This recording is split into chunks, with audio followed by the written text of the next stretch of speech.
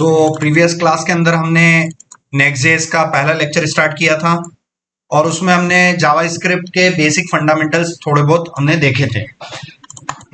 आज हम नेक्स्ट.जेएस का नया प्रोजेक्ट में इंस्टॉल करूंगा। बैकएंड इंस्ट्रक्शन वाला जो ये फोल्डर है, इसमें डेट वाइज मैं काम कर रहा हूँ। कल हमने क्या किया था, 10 नवंबर का फोल्डर बनाया और उसके अंदर नेक्स्ट वन नाम का फोल्डर बना दिया था। आप आज का एक फोल्डर बना सकते हैं, आज की डेट का एक फोल्डर बना लीजिए। आज की डेट का फोल्डर बनाया मैंने 11 नवंबर 2025 का फोल्डर बनाया। अंदर गया, मैं राइट क्लिक करूंगा, टर्मिनल स्टार्ट करूंगा और मैं अपने नेक्स्ट.जेएस की वेबसाइट पर जाऊंगा, nextjs.org, और यहाँ पर जो ये npx वाली कमांड है इसको कॉपी किया मैंने और यहाँ इस ब्लैक टर्मिनल पे पेस्ट करूंगा, उस कमांड को इंटर करूंगा और मैं अपने नेक्स्ट.जेएस को प्रोजेक्ट को सेटअप करूंगा। यहाँ पर ये मुझसे प्रोजेक्ट नेम पूछ रहा है, तो यहाँ पर आप प्रोजेक्ट नेम कुछ भी दे सकते हो। आज मैं नेक्स्ट2 नाम का प्रोजेक्ट पे काम कर रहा हूँ, ठीक है।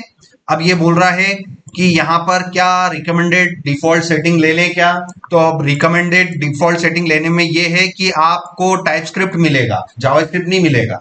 तो आप तो सीख के क्या आए हो, आप जावास्क्रिप्ट सीख के आए हो, तो अभी स्टार्टिंग में सीखने के दौरान जब तक आप नेक्स्ट.जेएस सीख रहे हो, आप बेसिक चीजें सीख के आए हो, तब तक आपको ये यूज रिकमेंडेड सेटिंग को नो करना है। इसका मतलब मैंने डाउन एरो की प्रेस किया और मैंने इसको बोल दिया यूज कस्टमाइज सेटिंग, मतलब मेरे हिसाब से मैं सारी चीजें सेटिंग करना चाह रहा हूं, ठीक है ना। तो नो कस्टमाइज सेटिंग पर क्लिक किया। अब ये मुझसे पूछ रहा है कि क्या टाइपस्क्रिप्ट ले ले क्या, नहीं है ना, तो नो पे टिक है, इंटर कर लो आप, है ना। अगर टाइपस्क्रिप्ट नहीं ले रहे हैं, इसका मतलब आप क्या लोगे, प्रोग्रामिंग लैंग्वेज जावास्क्रिप्ट लेंगे, क्योंकि आप सीख के क्या आए हो या क्या सीखा है आपने अभी जावास्क्रिप्ट सीखा है, तो इसलिए आपको यहाँ पर टाइपस्क्रिप्ट में नो करना है। इंटर किया। इसके लिए यहाँ पर ये लिंटर बोल रहा है। लिंटर मतलब ऐसा मॉड्यूल जो कि एरर चेकिंग करता है, तो उस मॉड्यूल का नाम है ESLint। ऐसे अलग अलग भी है, बायोम है, नन है, ठीक है ना। तो आप ESLint ले लीजिए। React compiler no, Tailwind no, SRC directory yes, बाकी चीजें एज इट इज आप इंटर कर सकते हैं, ठीक है ना। और ये मेरा क्या इंस्टॉल हो गया है, मशीन के अंदर इंस्टॉल हो रहा है, नेक्स्ट.जेएस का फ्रेमवर्क इंस्टॉल हो रहा है। हम क्या स्टडी कर रहे हैं, नेक्स्ट.जेएस। अगर आपको नेक्स्ट.जेएस आता है तो आप किसी भी कंपनी में किस पोजीशन पर आप लग सकते हैं, फुल स्टैक इंजीनियर पर, और सबसे ज्यादा सैलरी फुल स्टैक वालों की होती है, ठीक है ना। तो मैंने आपको प्रीवियस क्लास में भी बताया था कि आप अगर आप नेक्स्ट.जेएस सीख लेंगे तो उस नेक्स्ट.जेएस के अंदर रिएक्ट भी आ जाएगा और साथ साथ में एक्सप्रेस लैंग्वेज भी आ जाएगी, ठीक है ना। यहां पर आप जाएंगे, express.js आप लिखेंगे, expressjs.com, ठीक है ना, expressjs.com। तो ये जो है ये Node.js का ऐसा फ्रेमवर्क है जिससे बैकएंड की चीजें बनती है, ठीक है ना। एक्सप्रेस मुझे सीखने की जरूरत नहीं है। मुझे अगर नेक्स्ट.जेएस आता है तो उसके अंदर ऑलरेडी क्या इंक्लूडेड है, एक्सप्रेस है। तो मैं अलग से एक्सप्रेस सीखूं ना फिर नेक्स्ट.जेएस सीखूं, डबल टाइम इन्वेस्ट करने की बजाय आप डायरेक्टली ऐसा फ्रेमवर्क चूज कर लो ना जिसके अंदर आपको क्या मिल जाए, रिएक्ट भी मिल जाए और साथ साथ में एक्सप्रेस भी मिल जाए। तो अगर फ्रंट एंड की चीज और बैक एंड की चीज दोनों ही एक ही फ्रेमवर्क में मिल रही है तो उस फ्रेमवर्क को आप क्या बोलोगे, फुल स्टैक फ्रेमवर्क, ठीक है ना। इसीलिए हमारी पूरी ट्रेनिंग और पूरा समय हम किस पे इन्वेस्ट करेंगे, नेक्स्ट.जेएस पे ही करेंगे। हम अलग अलग चीजें नहीं सीखेंगे, हम अलग से एक्सप्रेस नहीं सीखेंगे, हम अलग से Node.js नहीं सीखेंगे। हमें पता है जिस कंपनी में मैं प्लेस हो जाऊंगा वहां जाके मेरे को फिर एक्सप्रेस पे काम नहीं करना है, मेरे को Node.js पे काम नहीं करना है, कंपनी करवाएगी और कंपनी को भी मालूम है कि सबसे बेस्ट फ्रेमवर्क मार्केट में क्या है, नेक्स्ट ही है, तो आपको नेक्स्ट पे ही काम करवाएगी। तो क्यों ना डे वन से ही हमारी ट्रेनिंग अच्छी तरीके से हम किस पे इन्वेस्ट कर ले, टाइम अपना नेक्स्ट.जेएस पे कर ले, और नेक्स्ट.जेएस को करते हुए हम अपना जस्ट डायल वाला प्रोजेक्ट बनाएं, ठीक है ना। जस्ट डायल प्रोजेक्ट को देख लीजिए। और मैंने प्रीवियस क्लास में आपको बोला था कि भाई आप है ना ये वेब एपिलाइजर प्लगइन आप इंस्टॉल कर लेना, आप सभी ने कर लिया होगा। कर लिया है तो भाई किसी ने स्क्रीनशॉट नहीं दिया अभी तक कि सर आपने वीडियो में ये इंस्टॉल करने के लिए बोला है तो मैं इसका स्क्रीनशॉट दे दूं, तो भाई इसका स्क्रीनशॉट दे देना आप मेरे को, है ना। कि और इस वेब एपिलाइजर एक्सटेंशन ये इतना बढ़िया एक्सटेंशन है जो कि किसी भी वेबसाइट में यूज होने वाली टेक्नोलॉजी को लिस्ट कर देता है, ठीक है ना। अगर आपको जानना है कि भाई जस्ट डायल वालों ने ये ये जो वेबसाइट बनाई है ये कौन कौन सी टेक्नोलॉजी से बनाई है, हम क्या सीख रहे हैं, है ना, तो आप थोड़ा कंपेयर कर सकते हैं। तो आप देखो यहाँ पर ये जस्ट डायल जो है ये किस फ्रेमवर्क में बनी हुई है, या नेक्स्ट.जेएस में। मैं आपको क्या सिखा रहा हूं, नेक्स्ट.जेएस में। कल को जस्ट डायल में कोई ओपनिंग निकली तो आप भी उसके लिए एलिजिबल हो जाओगे कि नहीं हो जाओगे, भाई बिल्कुल हो जाएंगे, क्योंकि मार्केट में इसकी टक्कर का कोई दूसरा फ्रेमवर्क नोड.जेएस में नहीं है। समझ में आ रहा है। सो यहां पर आप देखिए, यहां पर ये लिखा हुआ है रिएक्ट भी है। भाई अगर मैं नेक्स्ट.जेएस पे काम कर रहा हूं तो नेक्स्ट.जेएस के अंदर बिल्ट इन क्या अवेलेबल है, रिएक्ट है, तो टेंशन नहीं लेना है। तो आपको जो नेक्स्ट.जेएस फ्रेमवर्क है वो आपका फुल स्टैक फ्रेमवर्क है, जिससे आप फ्रंट एंड की चीजें और बैक एंड की चीजें दोनों ही कवर कर सकते हैं। ठीक है ना। तो मुझे एक्सप्रेस अलग से सीखने की जरूरत है क्या, नहीं है। ठीक है ना। इसीलिए हम जो है स्टार्ट कर रहे हैं हमारे नेक्स्ट.जेएस से। सो यहां पर आप देखिए ये इंस्टॉल हो गया है। ये नीचे नीचे CLI भी यहाँ पर बोल रहा है कि आप npm को अपडेट कर लो। सो npm इंस्टॉल -g, और जो भी अवेलेबल वर्जन है मैं अपने npm को भी अपडेट कर लेता हूँ, नहीं तो बार बार ये नोटिस और वार्निंग देगा।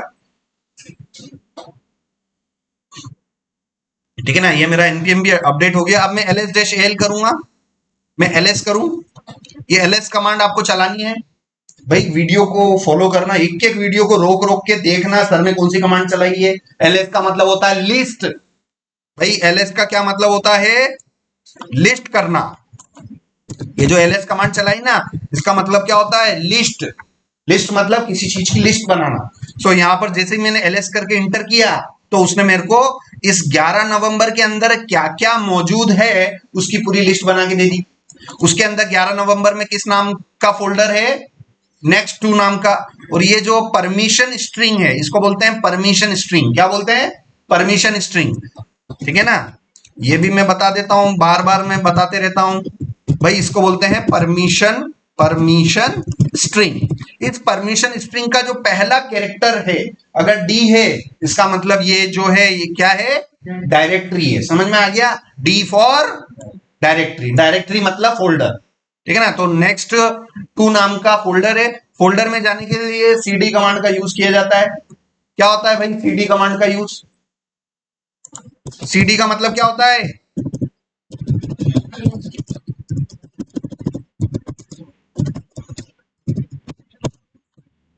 cd का मतलब होता है चेंज डायरेक्टरी। समझ में आ रहा है ना। अब मैं सिखा नेक्स्ट.जेएस रहा हूं मगर चीजें लाइनक्स की चल रही है। छोटी मोटी जो चीजें है ना, ये छोटी मोटी कमांडें किसकी है, ये लाइनक्स की है। अब आप W3C पर जाओ, सर W3C पर जाओ और यहां पर आपको मिलेगा बैश मिलेगा। ठीक है ना। यहां पर आप जाके देखना, ये बैश मिल रहा है, बैश का ट्यूटोरियल बॉर्न अगेन शेल। इस बैश में ये देखो ये cd। ठीक है ना। और मैंने क्या यूज किया, ls। समझ में आ रहा है। सो मैं साथ साथ में लाइनक्स की चीजें भी सिखा रहा हूं। ठीक है ना। तो लेक्चर को आराम से फॉलो करो, एक एक कमांड जो मैं टाइप कर रहा हूं उसके बारे में इन्वेस्टिगेट करो। तो ये जो cd किया, ls किया, है ना, ये सारी चीजें जो है it is a part of Linux commands. ठीक है ना। तो ये देखो ये ls वाली कमांड ये रही। ठीक है ना। ये cd कमांड ये रही, इसमें फोल्डर बनाना है, फाइल बनाना है, टच mkdir सारी कमांडों का यहाँ पर दे रखा है। तो अभी तो आप भाई वो फॉलो कर लो जो मैं सिखा रहा हूँ। सो cd n प्रेस किया और टैब की प्रेस करूंगा। ठीक है ना। सो टैब की मुझे प्रेस करना है, टैब की आपने प्रेस किया,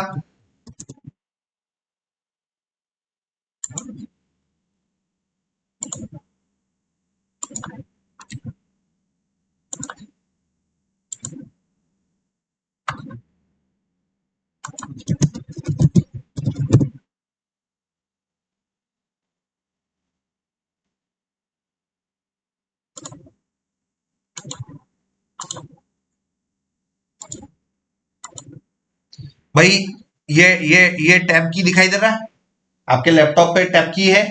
तो आपको इस नेक्स्ट फोल्डर में जाना है, तो नेक्स्ट पूरा लिखने की जरूरत नहीं है, इसके स्टार्टिंग के 2-3 कैरेक्टर लिखे मैंने और टैब बटन प्रेस कर दूंगा, जिससे ये ऑटो कंप्लीट हो जाएगा। क्या बोलते हैं इसको, ऑटो कंप्लीशन या ऑटो कंप्लीट, है ना। किसी डायरेक्टरी का नाम लंबा चौड़ा है तो मैं मुझे पूरा एज इट इज लिखने की जरूरत है कि स्टार्टिंग के 2-3 कैरेक्टर करके टैब की प्रेस कर दूं। है ना। तो इस तरीके से मैंने किया। अब मैं इसको ls किया, आप देखिए ये ls करते ही इस डायरेक्टरी में कुछ फाइल्स एंड फोल्डर्स आ गए हैं। अब जैसे ही मैं ls करूंगा तो देखो डॉट नेक्स्ट नाम की क्या है ना, नोड मॉड्यूल्स नाम की क्या है, पब्लिक नाम की क्या है सर, डायरेक्ट। src नाम की क्या है, डायरेक्ट। डॉट गिट इग्नोर नाम की क्या है, फाइल है। क्योंकि पहला जो कैरेक्टर है वो डी नहीं है, डैश है। तो सर अगर डैश होगा तो क्या होगा, फाइल होगा। तो परमिशन स्ट्रिंग में अगर ऐसे दो पैटर्न मिलेंगे आपको, ठीक है ना। अगर परमिशन स्ट्रिंग में ऐसे दो मिलेंगे, अगर पहला कैरेक्टर डैश है, पहला कैरेक्टर अगर डैश है तो वो क्या होगा, वो फाइल होगा। और पहला कैरेक्टर अगर डी होगा तो डी फॉर डायरेक्टरी। समझ में आ रहा है कुछ, ठीक है ना। और देखो ये नीचे सब जितने भी दिए हुए ना, सब में स्टार्टिंग कैरेक्टर क्या है, परमिशन स्ट्रिंग का डैश है। इसका मतलब ये सारी क्या है, गिट इग्नोर से लेके रीडमी डॉट एमडी तक ये सारी क्या है, फाइल्स है। कंप्यूटर्स के अंदर दो ही चीजें होती हैं, या तो फाइल होगा या फोल्डर होगा, फाइल होगा या डायरेक्टरी होगा, दो ही चीजें होती हैं, ठीक है ना। इस प्रोजेक्ट को मैं कोड स्पेस डॉट करूंगा और वीएस कोड एडिटर के अंदर हम स्टार्ट करेंगे। ये देखो पूरा वीएस कोड एडिटर में आ गया है ना, ये पूरा का पूरा कोडिंग खुल के कहां आ गया, वीएस कोड एडिटर के अंदर। मैं यहां से इसको मैंने किया, ये मैंने किया। अब इस वाले ब्लैक टर्मिनल को मैं बंद कर दूंगा, क्योंकि टर्मिनल की मुझे जरूरत पड़ेगी तो मेरे पास वीएस कोड एडिटर के अंदर बिल्ट इन टर्मिनल है, ठीक है ना। मुझे इधर उधर जंप करने की जरूरत नहीं है, सारा काम एक ही जगह हो जाएगा। इसलिए ये देखो ये टर्मिनल यहां पर अवेलेबल, वो के वही टर्मिनल में ls कमांड यहाँ पे भी चल जाएगी, चली कि नहीं चली, है ना। और वो के वही परमिशन स्ट्रिंग यहाँ पे भी दिखाई दे रही है। इसलिए एक्स्ट्रा जो टर्मिनल है उसको आप बंद कर लो और सारा काम एक जगह कर लो।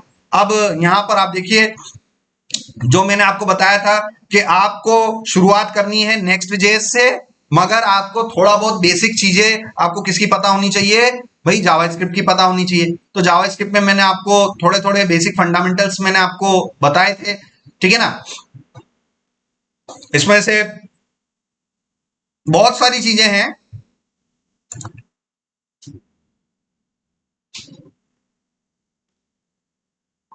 अब जैसे कि यहां पर हम स्टार्ट करते हैं, टर्मिनल मैंने स्टार्ट किया और इस नेक्स्ट को चलाने के लिए कौन कौन सी कमांड है वो पता करने के लिए मैं कहां जाऊंगा, पैकेज डॉट। किसी भी नोड जेएस के रिलेटेड अगर कोई प्रोजेक्ट है उसमें कौन कौन सी कमांडें होती हैं प्रोजेक्ट को चलाने के लिए, बंद करने के लिए, बिल्ड करने के लिए, वो पता करने के लिए सर मुझे कौन सी फाइल खोल के देखनी पड़ेगी, package dot JSON. Package dot JSON में कौन सा सेक्शन मुझे देखना पड़ेगा, स्क्रिप्ट सेक्शन। स्क्रिप्ट सेक्शन में कितनी कमांडें अभी दे रखी है इन्होंने, 4 दे रखी है। मुझे प्रोजेक्ट पर चलाने के लिए मुझे कौन सी कमांड चाहिए, डेव कमांड चाहिए। तो डेव को मैं डेव लिखूं कि एनपीएम रन डेव लिखूं, एनपीएम रन डेव, ठीक है ना। जैसे ही मैं एनपीएम रन डेव करूंगा तो मेरा ये नेक्स्ट.जेएस का प्रोजेक्ट लॉन्च हो जाएगा, चालू हो जाएगा। और ये देखिए यहां पर मेरा नेक्स्ट.जेएस का प्रोजेक्ट चालू हो गया। अब इसको मैं लोकल होस्ट कॉलन और 3000 पर ये चल जाएगा। ये यहां पर मैं 3000 पे इसको चला देता हूं,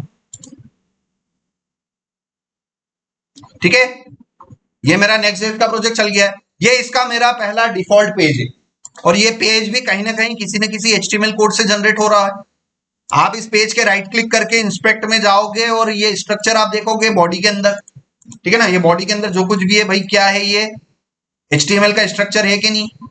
भाई एचटीएमएल बचपन में कभी ना कभी तो सीखी होंगी, W3C स्कूल्स पे जाओ, दुनिया की कोई सी भी वेबसाइट है उसका जो स्ट्रक्चर बनाने के लिए भाई कौन सी लैंग्वेज यूज होती है, एचटीएमएल यूज होती है, ठीक है ना।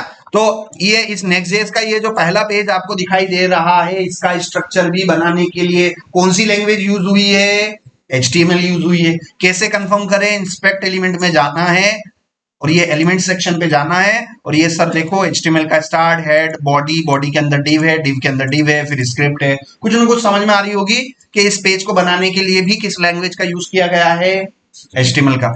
तो ये स्ट्रक्चर मुझे अगर देखना है, इस स्ट्रक्चर में मुझे कुछ चेंजेस करने हैं तो मुझे इसका आर्किटेक्चर समझना पड़ेगा कि भाई नेक्स्ट.जेएस काम कैसे करता है, ठीक है ना। सो नेक्स्ट.जेएस काम कैसे करता है वो हमें देखने के लिए मैं आपको एक पीपीटी यहां पर आपको दे रहा हूं।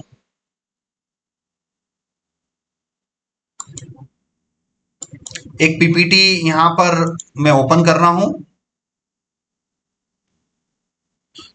जो कि मैंने नेक्स्ट जेएस के लिए बना रखी है स्पेशली।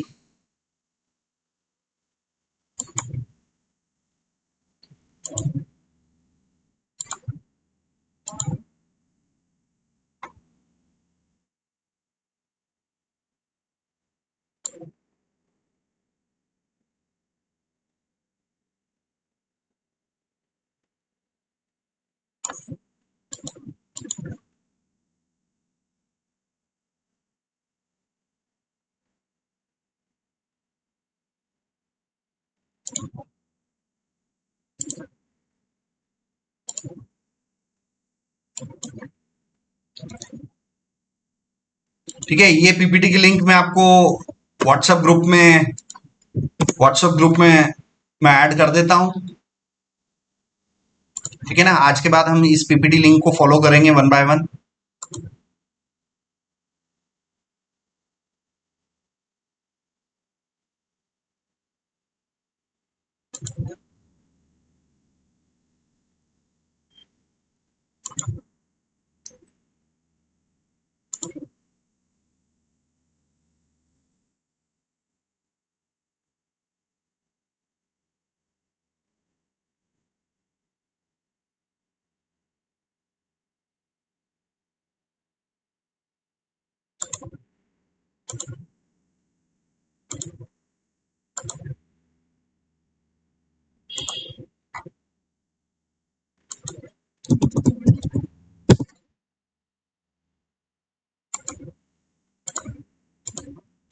ठीक है, सो मैंने ये वाली पीपीटी लिंक ले लिया है।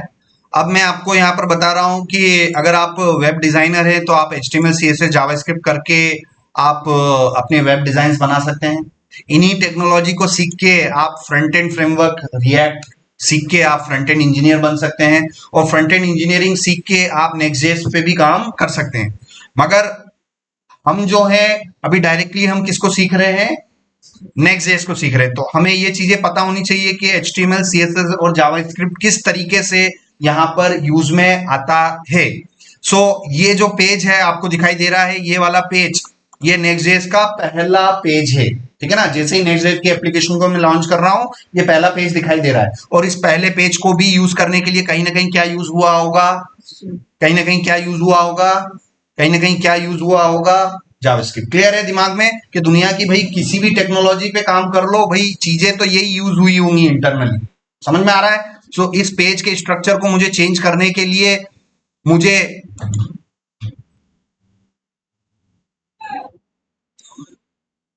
इसके थोड़े से आर्किटेक्चर को हमें समझना पड़ेगा। ठीक है ना, नेक्स्ट.जेएस के आर्किटेक्चर को हमें समझना पड़ेगा। तो जैसे ही आप npm रन डेव करते हैं तो आपकी एक फाइल लोड होती है जिसे हम बोलते हैं layout.js। ठीक है ना, तो आप देखो यहां पर src के अंदर ऐप के अंदर कौन सी फाइल पड़ी हुई है, layout.js। तो इंटरव्यू में आपसे पूछेंगे कि जब भी आप नेक्स्ट.जेएस का प्रोजेक्ट स्टार्ट करते हो तो सबसे पहली फाइल कौन सी लोड होती है, तो layout.js। उस layout.js को बोलते हैं एंट्री फाइल। एंट्री फाइल मतलब सबसे पहली फाइल जो लोड होती है वो कौन सी होगी, layout.js। और वो layout.js कहां पड़ी हुई है, ऐप के अंदर, ऐप डायरेक्टरी के अंदर। ये देखो src के अंदर कौन सी डायरेक्टरी है, ऐप, और ऐप के अंदर कौन सी डायरेक्टरी है, कौन सी फाइल है, लेआउट। तो ये वो लेआउट फाइल है जो सबसे पहले लोड होती है, और उसके बाद हमारा फर्स्ट पेज लोड होता है page.js। तो यहां पर देखो page.js। सो ये फ्लो यहां पर याद रखना, जब भी आप npm रन डेव करते हो किसी भी नेक्स्ट.जेएस प्रोजेक्ट के अंदर, सबसे पहली फाइल कौन सी लोड होगी, layout.js, और उसके बाद उसके अंदर कौन सी लोड होती है, page.js नाम की फाइल लोड होती है। ठीक है ना। सो फाइनली जो पहला जो ये पेज दिखाई दे रहा है, ये जो पहला पेज आपको दिखाई दे रहा है यहां पर, ये पेज किससे बना हुआ है, page.js। तो इसी page.js के अंदर आपको अपने HTML का स्ट्रक्चर मिल जाएगा, इसी के अंदर आपको अपना CSS की कोडिंग मिल जाएगी, इसी के अंदर आपको अपना जावास्क्रिप्ट का कोड भी मिल जाएगा। तो ये चीजें हम देखते हैं अभी कैसे मिलेगा। अब मुझे इस पेज को एडिट करना है, इसको पूरे को मुझे एडिट करना है, मेरा नाम लिखना है, इस टेक्स्ट को एडिट करना है, तो भाई मैं जाऊंगा कहां पर, page.js, जो कि पड़ा हुआ है लेआउट्स के बगल में, लेआउट्स के सिबलिंग लेवल पर यहां पर है। सो यहां पर आप VS कोड एडिटर में जाओगे, देखो लेआउट्स के जस्ट पड़ोस में कौन सा फाइल पड़ा हुआ है, page.js। और इसको यहां पर आप देखिए, इसका मैं फॉन्ट साइज बढ़ा देता हूं,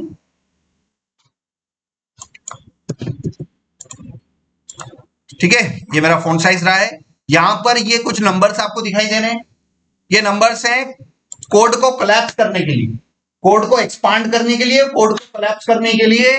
ये एक फोल्ड लेवल वाला एक्सटेंशन है। इस फोल्ड लेवल वाले एक्सटेंशन को आप सभी जाके इंस्टॉल कर लेना। यहां पर आप क्या लिखोगे, फोल्ड लेवल, फोल्ड लेवल, ये ब्लू कलर का फोल्ड लेवल एक्सटेंशन आप सभी जाके इंस्टॉल करना। भाई हथियार, यहां पर मैंने आपको बोला ना, मैंने बोला भाई कि आप जस्ट डायल पे जाओ और आप क्रोम का कौन सा एक्सटेंशन इंस्टॉल करोगे भाई, वेब एप्लीकेशन, क्योंकि काम करने के लिए जरूरी। इधर कोडिंग में जाओगे, इधर कोडिंग में जाओगे, काम करने के लिए कौन सा एक्सटेंशन जरूरी है भाई, फोल्ड लेवल। भाई लड़ाई के लिए जाओगे तो हथियार होने चाहिए कि नहीं होने चाहिए, कि बगैर हथियार के लड़ाई के लिए चले जाओगे, भाई वेपन्स होने चाहिए। अगर आप डेवलपर बनना चाहते हो तो आपके पास लैपटॉप हो प्रॉपर, उसके अंदर सॉफ्टवेयर हो, सॉफ्टवेयर के अंदर सारी सेटिंग्स प्रॉपर कॉन्फ़िगरेशन होना चाहिए कि नहीं होना चाहिए, जो आपको टाइम टू टाइम जरूरत पड़ेगी जिन चीजों की। तो भाई वो जिन चीजों की जरूरत पड़ेगी उनमें से ये एक है, क्या है, फोल्ड लेवल एक्सटेंशन। क्या बोलते हैं इसको, एक्सटेंशन। ये काय का एक्सटेंशन है, VS कोड एडिटर का, ठीक है ना। अब यहां पर एक तो हो गया हमारा क्रोम एक्सटेंशन, तो क्रोम एक्सटेंशन मैंने आपको कौन सा बोला, वेब एपेलाइजर, वेब एपेलाइजर है ना, आप देख लेना स्पेलिंग क्या है इसकी। और दूसरा मैंने आपको क्या बोला, VS कोड एक्सटेंशन इंस्टॉल करने के लिए। भाई कौन सा बोला मैंने अभी आपको, फोल्ड लेवल, फोल्ड लेवल नाम का एक्सटेंशन आप इंस्टॉल कर लेना, क्योंकि क्यों कर ले भाई, क्योंकि हमें जरूरत पड़ने वाली है, ठीक है ना। फोल्ड लेवल कौन सा, ये डेनेंजय वाला, ये जो भी इसका ऑथर है ये देख लेना, ये इस बाय डेंजय, ठीक है ना। तो ये एक्सटेंशन इंस्टॉल कर लेना, बहुत काम की चीज है। ये जैसे ही मैंने इसको इंस्टॉल किया तो यहाँ पर आप देखना नीचे नीचे ये नंबर्स आ जाएंगे, 1 से लेके 7 तक के नंबर आ जाएंगे। अब ये क्या मदद करेंगे, ये ऐसा करेंगे कि कोई भी फाइल आप ओपन करोगे ना, तो एक ही लेवल पे उसको आप उसको बंद भी कर सकते हो और उस कोड को खोल के भी देख सकते हो, ठीक है ना। तो मुझे सारा कोड अगर बंद करना है तो मैं 1 पे क्लिक कर लूं, तो फर्स्ट लेवल पे बंद हो गया। इस कोड को सेकंड लेवल पर मुझे खोलना है तो ये सेकंड लेवल हो गया। थर्ड लेवल पे मुझे खोलना है तो देखो थर्ड लेवल पे खुल गया। फोर्थ लेवल पे खोलना है तो ये फोर्थ लेवल पे खुल गया, ठीक है ना। फिफ्थ लेवल पर, सिक्स लेवल पर, सेवंथ लेवल पर, ये सारा कोड ये। और अगर ये एक्सटेंशन नहीं हो तो मुझे क्या करना पड़ रहा है, यहां जाके ये इसको बंद करूं, फिर इसको बंद करूं, फिर इसको करूं, इसको करूं, मेरा अननेसेसरी टाइम वेस्ट होगा। वेस्ट होगा कि नहीं होगा, इसलिए ये आप एक्सटेंशन इंस्टॉल कर लेना, बहुत काम की चीज है। तो देखो अब मैं फटाक से गया सेकंड लेवल पर, मुझे पता है रिटर्न के अंदर जो कुछ भी है मुझे हटाना है।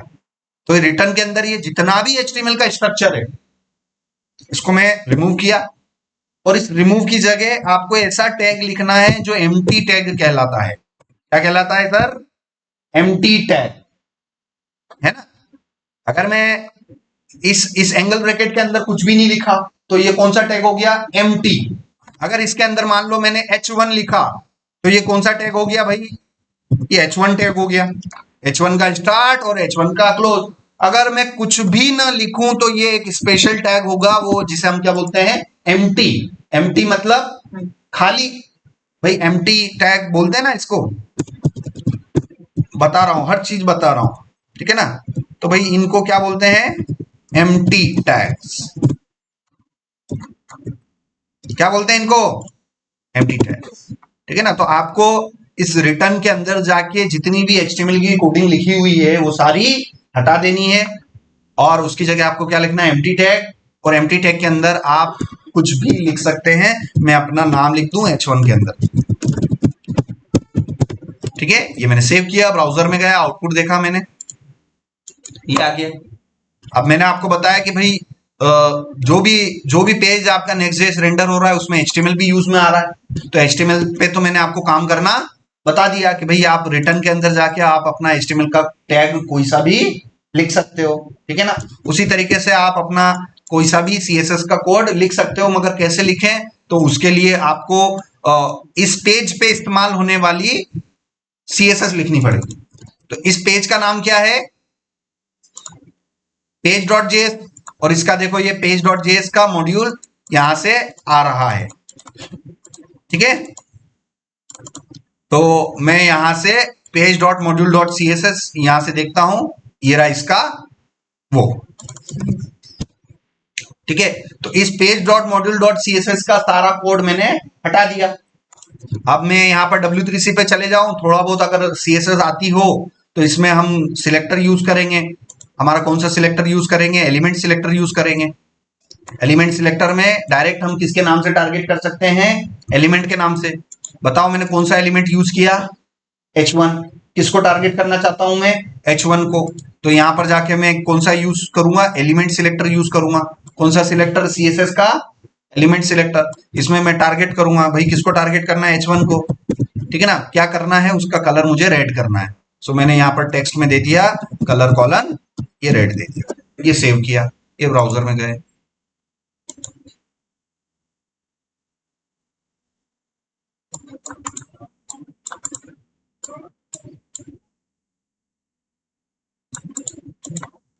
ठीक है।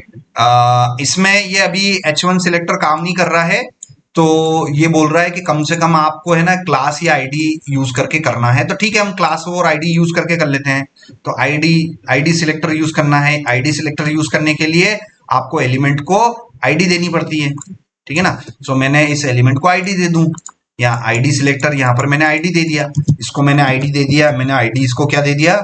आईडी इक्वल्स टू एबीसी दे दिया। इस H1 को आईडी क्या दे दी मैंने? एबीसी। अब मैं इसको टारगेट कैसे कर सकता हूं? मैं इसको टारगेट ऐसे कर सकता हूं कि H1 जिसकी आईडी क्या हो? एबीसी हो, और यहां पर जाके मैं टारगेट कर लू इसको। ठीक है। अब ये अप्लाई नहीं हो रहा है, यहां पर तो मैंने टेक्स्ट का कलर इसको रेड दिया, मगर यहां पर ये रेड अप्लाई नहीं हो रहा है। तो फोर्सफुली अप्लाई करने के लिए इंपॉर्टेंट डिक्लेरेशन देना है। ये अभी भी अप्लाई नहीं हो रहा है, इसका मतलब इसकी कुछ ना कुछ ग्लोबल CSS मुझे दिक्कत दे रही है। तो जब भी आप किसी ब्लैंक प्रोजेक्ट पे स्टार्ट कर रहे हो तो ग्लोबल डॉट CSS को जाके आपको खाली कर देना, क्योंकि इसकी CSS आपकी द्वारा अप्लाई गई CSS को कंफ्लिक्ट करेगी। तो यहां पर आप सेव किया, ब्राउजर में गए, रिफ्रेश किया, और H1 जिसकी आईडी ABC है, और उसको मुझे H1 जिसकी आईडी ABC है, कलर मैंने रेड दिया।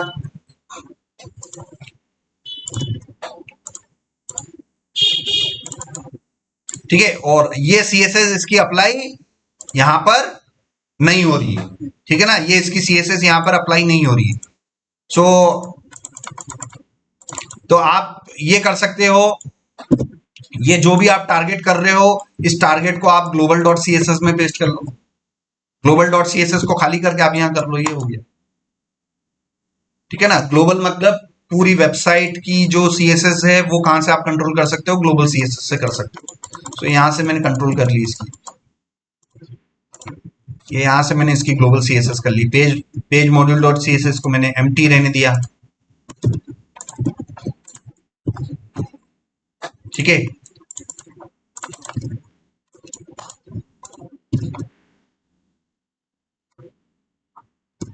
अब यहां पर इसकी पीपीटी में आप जाइए। पीपीटी में आपको मल्टीपल पेजेस बनाने हैं, ठीक है ना। मल्टीपल पेजेस बनाने हैं तो वो आप कैसे कर सकते हो? तो उसके लिए मैं आपको गूगल पे जाइए, basic layout, basic web layout, word लिखा, इमेजेस में जाइए, यहां पर आप जाएंगे लार्ज में,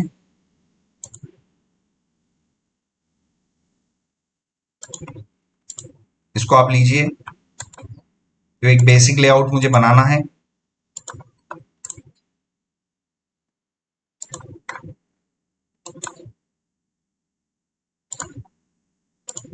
ठीक है सर। ये बेसिक लेआउट मुझे बनाना है, तो ये बेसिक लेआउट आप यहां से बना सकते हैं। इसमें गए आप अपने पेज वाले JS के अंदर गए, और आप अपना स्ट्रक्चर बनाना चालू करो। सबसे पहले मैं किसका यूज करूंगा? हेडर का। ये बेसिक चीजें हैं। ये हेडर मैंने यहां पर लिया, ये हेडर का टैग लिया। फिर लास्ट में क्या आ रहा है? फुटर आ रहा है सिबलिंग में, तो ये मैंने फुटर ले लिया यहां से, ये फुटर ले लिया। हेडर और फुटर के बीच में ये बीच वाला एरिया क्या आ रहा है? ये बीच वाला एरिया कौन सा है? मेन। ये ऊपर वाला एरिया कौन सा है? हेडर। ये कौन सा एरिया है? मेन। और ये नीचे वाला एरिया कौन सा हो गया? फुटर।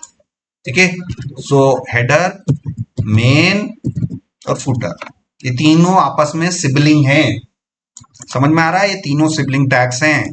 इस तरीके से ये स्ट्रक्चर मैंने बनाना देखा, ये स्ट्रक्चर मैंने यहां पर देखा। और इस पूरे प्रोजेक्ट में मुझे यूज करना पड़ेगा बूटस्ट्रैप, मुझे पूरे प्रोजेक्ट में यूज करना पड़ेगा बूटस्ट्रैप। तो बूटस्ट्रैप पर मैं गया और बूटस्ट्रैप यूज करने के लिए मुझे ये यूज करना पड़ेगा। तो यहां पर आप देखेंगे जो सबसे पहली फाइल है layout.js, उसके अंदर मैं बूटस्ट्रैप यूज कर सकता हूं। ठीक है ना? तो layout.js में आप जाएंगे और देखो HTML का टैग है, बॉडी है, और यहां पर कहीं ना कहीं हमें क्या यूज करना है? बूटस्ट्रैप यूज करना है। तो मैं बूटस्ट्रैप यूज करके देखता हूं। इस बूटस्ट्रैप का ये लिंक मैंने लिया यहां से। ये किसके अंदर आना चाहिए? बॉडी के क्लोजिंग से पहले, बॉडी के क्लोजिंग से पहले ये स्क्रिप्ट टैग होना चाहिए। ये बॉडी के क्लोजिंग से पहले ये स्क्रिप्ट टैग मैंने यहां पर ले लिया। अब यहां पर ये दिक्कत आने लग गई। ठीक है ना? The script should not be used, see the next session.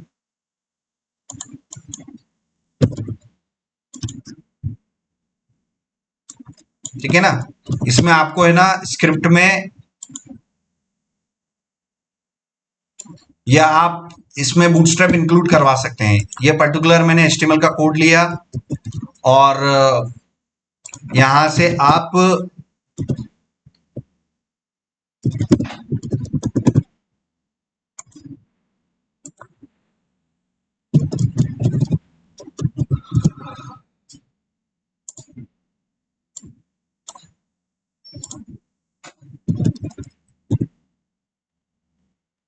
तो बूटस्ट्रैप लेटेस्ट अगर हमें यूज करना है तो इसको यूज करने का सबसे सही तरीका इस तरीके से इन्होंने दे रखा है।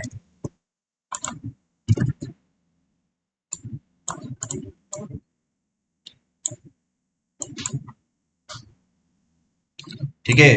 सबसे पहले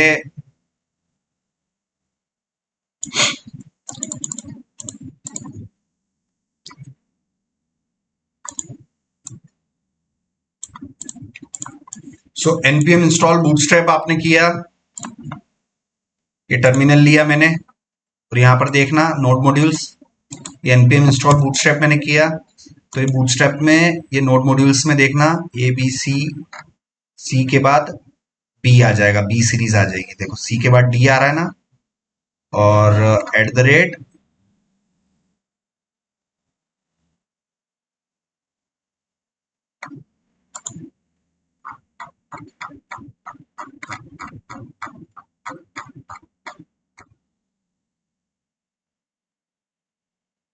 ये आ गया, आ गया। नोड मॉड्यूल्स के अंदर बूटस्ट्रैप इंस्टॉल हो गया है। यहां से आपने कमांड चलाई npm इंस्टॉल बूटस्ट्रैप, तो बूटस्ट्रैप मेरे पास आ गया है। अब उसको यूज करने का क्या तरीका बता रहे हैं कि आप इंपोर्ट में जाके ये वाली लाइन आपको ऐड करनी है। मैंने ऊपर ऊपर गया, मैंने इंपोर्ट में जाके ये वाली लाइन ऊपर ऊपर ऐड कर दी।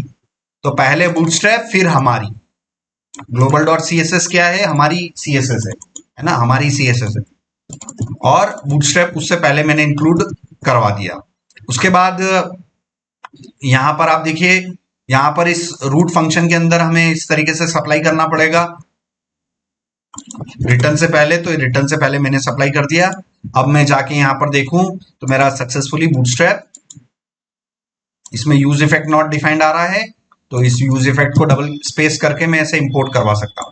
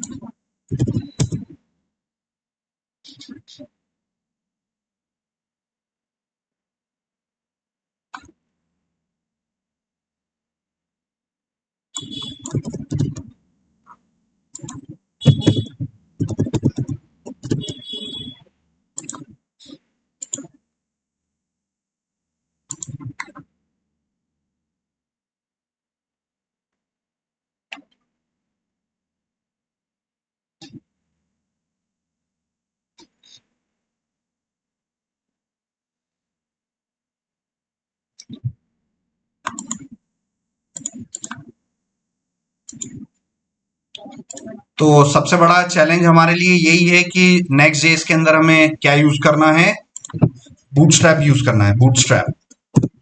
ठीक है ना, हमें नेक्स्ट जेएस के साथ में बूटस्ट्रैप इंप्लीमेंट करना है ताकि हम अपने यूआई फीचर्स हम बना सकें। सो यहाँ पर नेक्स्ट जेएस बूटस्ट्रैप,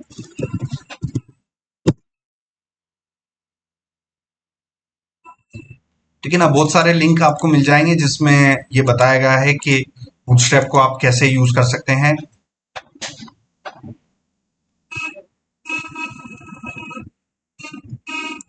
ये npm इंस्टॉल बूटस्ट्रैप किया और उसके बाद बूटस्ट्रैप ये मैंने किया, उसके बाद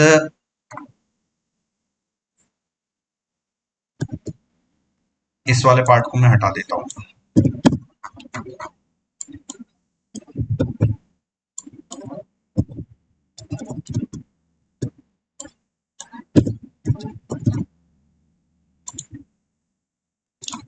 ठीक है, सो ये हुआ, सिर्फ npm इंस्टॉल बूटस्ट्रैप किया, ये वाली लाइन रखी और अपने page.js में जाके अंदर जाके आप बूटस्ट्रैप का कोई सा भी कंपोनेंट ले सकते हैं। बूटस्ट्रैप में गए और यहां जाके कोई सा भी कंपोनेंट को टेस्ट कर सकते हैं। सबसे पहले शुरुआत हम बटन से करेंगे। ठीक है, सो ये डेंजर वाला बटन लेना है। सो यहां पर मैंने लिया बटन का स्टार्ट, बटन का क्लोज, ओके, यहां पर कुछ भी लिखा और बूटस्ट्रैप में मुझे क्लास देनी है, क्लास नेम। ठीक है, यहां पर क्लास होता है, जबकि आप नेक्स्ट जेएस में या रिएक्ट में अगर काम कर रहे हो तो क्लास इधर आके क्या हो जाता है, क्लास नेम हो जाता है। इधर btn डेंजर दोगे,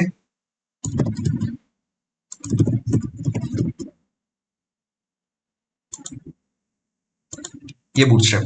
अगर ये कलर आ जाए इसका मतलब सक्सेसफुली आपका क्या इंक्लूड हो गया है, नेक्स्ट जेएस के अंदर बूटस्ट्रैप इंक्लूड हो गया है। सो इसके बहुत सारे तरीके हैं इंक्लूड करने के, बूटस्ट्रैप इंक्लूड करने के लिए, मगर आज हमने थोड़ा सा सिंपल देखा है कि हम npm इंस्टॉल बूटस्ट्रैप करेंगे, उसके बाद ये बूटस्ट्रैप वाली जो इंपोर्ट वाली लाइन है ऊपर ऊपर रख देंगे। तो इसकी हमने सिर्फ css इंपोर्ट करवाई, अभी इसकी जावास्क्रिप्ट इंपोर्ट नहीं करवाई, फिर भी मेरा बूटस्ट्रैप काम करेगा। ठीक है ना, तो एटलीस्ट अभी के लिए हमें ये देखना है कि हमें सक्सेसफुली एक बूटस्ट्रैप इंक्लूड करना है और हमें एक बेसिक सा लेआउट बनाना है। बेसिक सा लेआउट बनाना है तो आप इसमें अब टारगेट कर सकते हैं। ठीक है, आप टारगेट कर सकते हैं। अब ये CSS की चीजें हैं, ये HTML की चीजें हैं। हेडर को टारगेट करना है, हेडर को टारगेट कर लो एलिमेंट सिलेक्टर से, ये हेडर का स्टार्ट, और यहाँ पर आपने हाइट दिया, हाइट यहाँ पर आप कितना देंगे, हाइट, हाइट देखो 140 पिक्सल है, 140 पिक्सल ले लिया मैंने। और यहाँ पर बॉर्डर दिया मैंने 1 पिक्सल डैश्ड रेड, ये देखो ये बॉर्डर आ गई। और ये टेस्टिंग के लिए जो बटन था इसको अब हटा लो। जैसे ही आपको पता चल जाए बूटस्ट्रैप काम कर रहा है तो आप उसको हटा सकते हो। ये देखो ये कौन सा पार्ट आ गया मेरा, ये मेरा हेडर आ गया। फुटर पे जाओ, फुटर देखो आपका फुटर कितना है, 70 पिक्सल हाइट का है। भाई 980 तो विड्थ है और 70 हाइट है, मुझे सिर्फ हाइट से मतलब है। ठीक है ना, तो हाइट को टारगेट किया ग्लोबल CSS में, सो हेडर को टारगेट किया, उसी तरीके से मैं फुटर को टारगेट कर लूंगा। हाइट 70 पिक्सल और अगेन मैं क्या दे दूं, बॉर्डर दे दूं 1 पिक्सल डैश्ड रेड दिया मैंने, सेव किया, ये देखो ये आ गया। यहां पर जाके मैंने फुटर ले लिया, ये लो फुटर। अब बीच का एरिया मुझे टारगेट करना है, तो हेडर और फुटर के बीच में मुझे किससे टारगेट करना है, मेन। तो मेन का आप देखो यहां से, मेन का जो हाइट कितना आ रहा है 450 आ रहा है, तो इसका मैं मिनिमम हाइट दे दूंगा क्या, 450 पिक्सल। और यहां पर बॉर्डर दे देता हूं, border colon 1 pixel dashed red, ये। अब इसके मुझे दो पार्टीशन करने हैं, इसके मुझे दो पार्टीशन करने हैं। यहां पर आप देखो ये दो पार्टीशन है, तो भाई इस पूरे को मैं क्या मानूंगा, रो, और इसको पहला कॉलम और इसको दूसरा कॉलम। तो आप बूटस्ट्रैप में जाएंगे, बूटस्ट्रैप में हम किसका यूज करेंगे, ग्रिड का। तो ग्रिड में हम किसका यूज करेंगे, रो और कॉलम का।